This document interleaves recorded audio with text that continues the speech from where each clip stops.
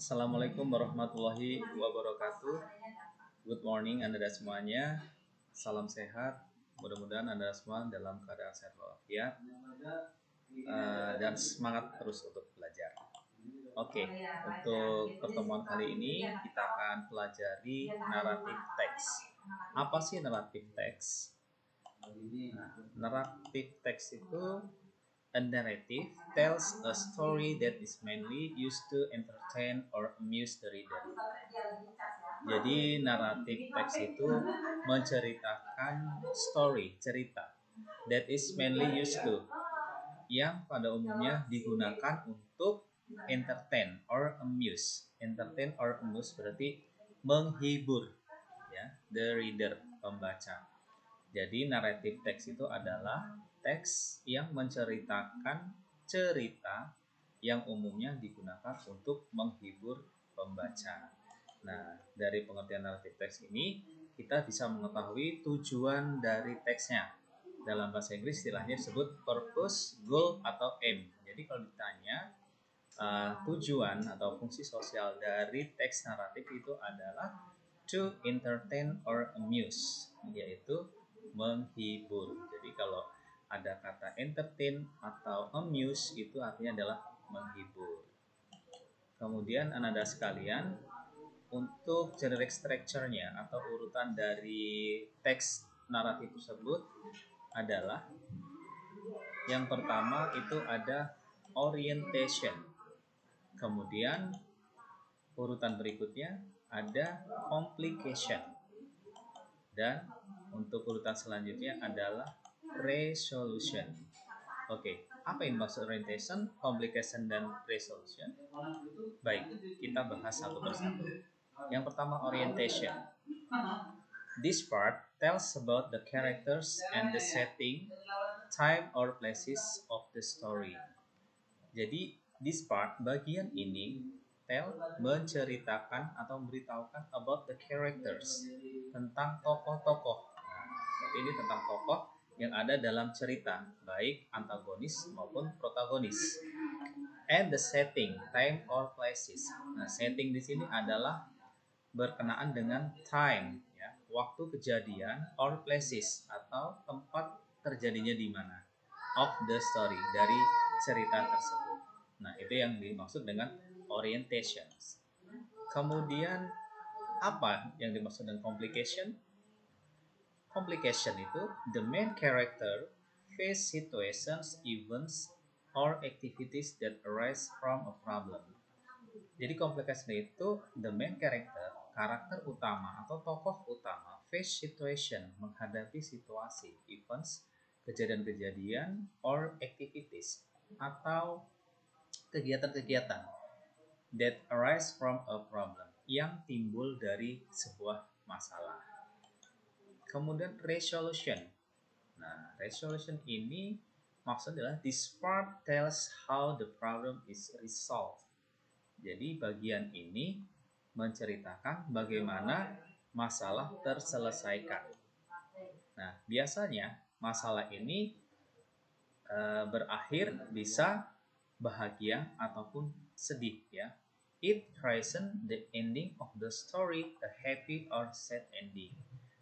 Jadi cerita berakhir bisa bahagia ataupun juga bisa sedih, ya, tergantung dari ceritanya. Baik Anda sekalian, sebelum kita ke contoh, kita akan mempelajari jenis-jenis dari naratif. Apa saja yang masuk teks naratif? Baik, yang pertama fable, atau dalam bahasa Indonesia disebut fable. Ini merupakan cerita yang berkisah mengenai binatang, ya, yang populer seperti di Indonesia, seperti kancil dan buaya, seperti itu, kera dan kelinci, kelinci dan kura-kura, seperti yang cerita tentang binatang, ya, itu biasa disebut dengan fable. Kemudian jenis selanjutnya myth, atau orang Indonesia bilang itu mitos. Nah, mitos merupakan cerita yang berkembang pada masyarakat serta umumnya dianggap sebagai cerita faktual atau benar-benar terjadi. Itu yang disebut dengan mitos. Di sini ada contohnya Aji Saka dan Dewata Cengkar. Selanjutnya legend, atau kita biasa sebut dengan legenda. Nah, legenda ini adalah cerita yang mengisahkan mengenai bagaimana asal-usul suatu tempat. Contohnya Legend of Surabaya, jadi terjadinya kota Surabaya. The Legend of Candi Prambanan, terjadinya Candi Prambanan. Story of Lake Toba, misal itu cerita bagaimana terjadinya Danau Toba. Kemudian selanjutnya yang termasuk naratif juga adalah folktale atau folklore atau cerita rakyat. Nah, cerita rakyat ini merupakan cerita yang diturunkan secara turun-temurun hingga menjadi bagian tradisi masyarakat. Nah, contohnya seperti bawang merah, bawang putih, malin kundang, golden age, nah seperti itu. Nah, sekarang ada namanya fairy tales atau dongeng. Nah, dongeng di sini merupakan suatu cerita rakyat atau cerita kanak-kanak yang memiliki keajaiban dalam kisah yang diceritakan penulisnya. Contohnya Timun Mas, Thumbelina, nah seperti itu. Nah, jadi nanti Anda semua bisa mengeksplor ya atau menjelajahi tentang jenis-jenis naratif ini. Kalian bisa mencarinya di Google. Kemudian Ananda sekalian, untuk lebih memahami di sini ada salah satu cerita yang nanti termasuk dalam teks naratif. Nanti biar Ananda memahami cerita itu termasuk dari bagian-bagiannya, yang mana yang termasuk orientation, complication, dan juga resolution. Mari kita simak ceritanya. Nah, di sini ada cerita binatang ini, fable ya. Di sini kita lihat nanti apa saja yang masuk orientation, complication, dan resolution. Nah, kita lihat di paragraf pertama ini ada namanya orientation, di mana seperti kita ketahui tadi, bahwasanya di orientation ini kita akan diperkenalkan dengan characters, tokoh-tokoh, time, waktunya, kemudian places, yaitu tempatnya.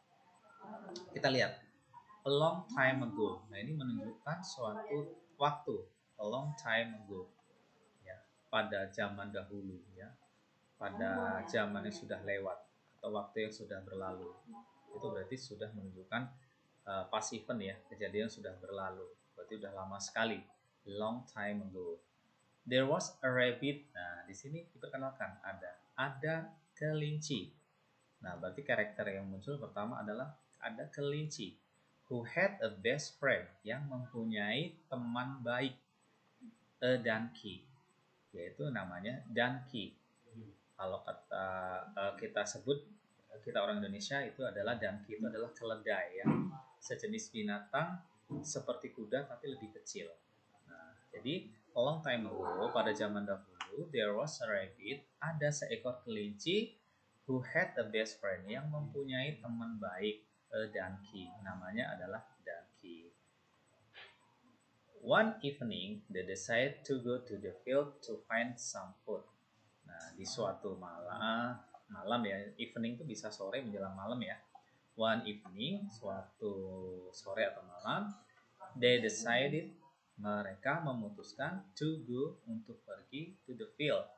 Field di sini sebenarnya artinya banyak ya, Nak ya. Bisa lapangan, bisa ladang, bisa hamparan. Nah, di sini maksudnya fieldnya itu adalah perkebunan ya, untuk pergi ke perkebunan to find some food, untuk mencari makanan. Nah, di sini di orientation ini kita diperkenalkan tokoh-tokohnya, yaitu ada kelinci, ada keledai.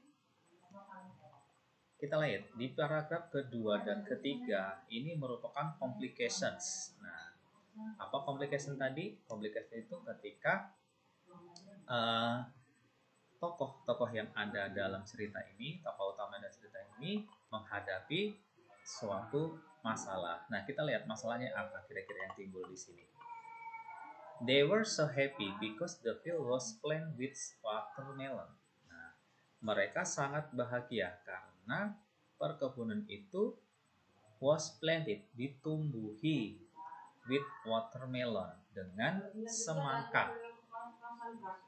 After the donkey had eaten a lot of watermelon, ya, setelah keledai memakan banyak buah semangka, he want to sing, dia ingin bernyanyi.